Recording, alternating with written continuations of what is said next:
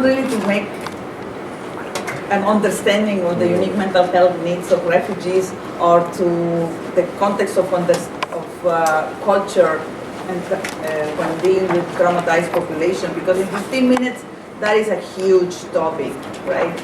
And what we're going to do is more pointing you into the right direction to where you can go for resources to further your knowledge and in already big knowledge, because I acknowledge a lot of expertise in this room.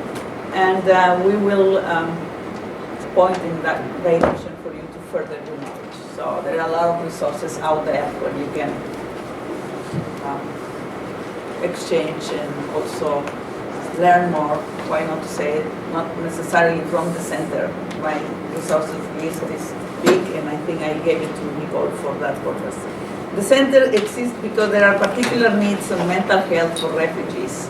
Even though trauma is a specific kind of mental health issue within all the mental health scope, it manifests in many different ways. And very particularly, there are many different kinds of trauma. This specific kind of trauma, especially in the presence of this amount of differences when it comes to culture, it poses a challenge. And presenting statistics in this way is just for us to keep in mind the amount of differences in culture that we see, and how the straight line is not really the way to present them. It doesn't speak of each individual story that is really very powerful and really gets to us as well. And our own mental health also has to be examined, and how do we relate to people with mental health issues, especially when it is trauma. And trauma is at the center of many, many mental health disorders, according to many psychiatrists. And culture is a big issue. Cultural competency is the natural jargon that not everybody speaks when they talk about dealing with diversity of diverse population. I think that some individuals sometimes have to face horrible situations before coming to this country, and then to find in the arrival the same issues. That's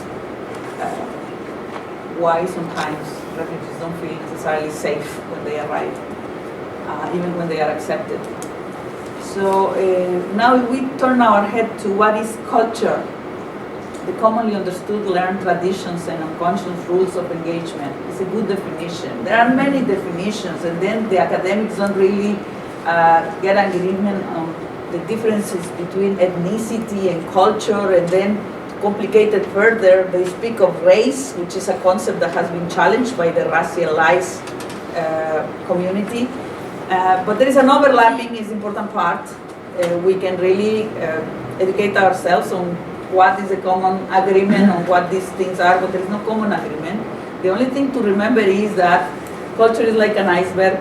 We see behaviors, we see dresses, we see food and how people relate to others, but we don't see the beliefs. And at a deeper level, even on a bigger dimension, we have other things that drive us nuts. That's why that at the end, this arrow meant to be, I don't know why I clicked the wrong button. But in any case,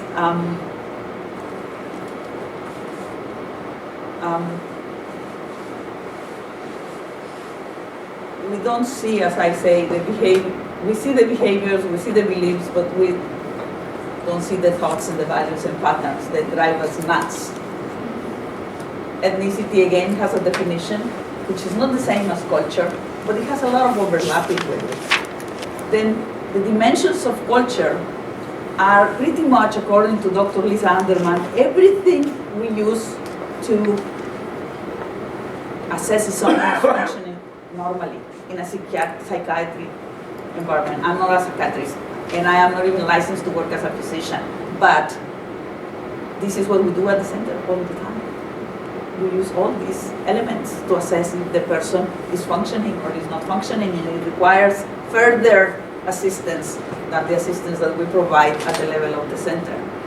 And there is another paper, it's a white paper, I didn't even know what a white paper is, that was commissioned by the United States to the Center for Excellence on Cultural Competence in New York State. And they are coming to the same conclusion. They need to factor in mental health when dealing with the so-called mental health reform or the health reform, not only mental health, it's also for assessing health. Let's not forget that sometimes we think we are assessing, the person is assessing you too, as somebody that is going to be able to serve them, or what you're going to do with the information that you are receiving. And cultural competence, again, has definitions, but this definition is good, but it's not my favorite. All considering that cultural competence is really a continuum that you may not achieve in your lifetime, but as long as you strive for it to get some kind of proficiency in it and the diverse cultures that you deal with. There is somebody that speaks right nowadays saying that cultural competence is an obsolete kind of concept and you should speak of cultural efficacy, because cultural competence involves, as we will see, some knowledge, and then in knowledge sometimes what you know involves stigma, or not stigma, stereotypes, and that's your knowledge and stereotype. But I don't think necessarily that your knowledge should be a stereotype, especially if you really take this seriously and you educate yourself. You don't have to take that as a knowledge. You should know that that is a stereotype. In any case, there is a lot of dynamics going on and evolution and building on cultural competence. And for this purpose, I brought this Fulcrum triangle that speak of how we go from the universal to the individual. And you are like everybody, but you are like somebody when it comes to groups of your own culture or your own work, etc. And you are so individual like nobody else on earth. So we have to remember these different levels and how are we connected or connecting to the different individuals. When it comes to professional training, it's important to remember that we need to have certain attitude as a base to work with this population.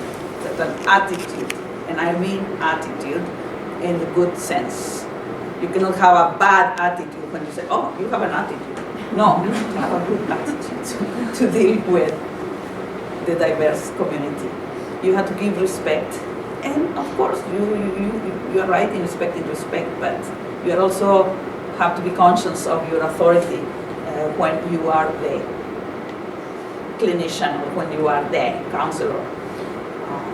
Knowledge, again, differentiate what is real knowledge and what is just stigmas or stereotypes, and skills that you acquire over the years by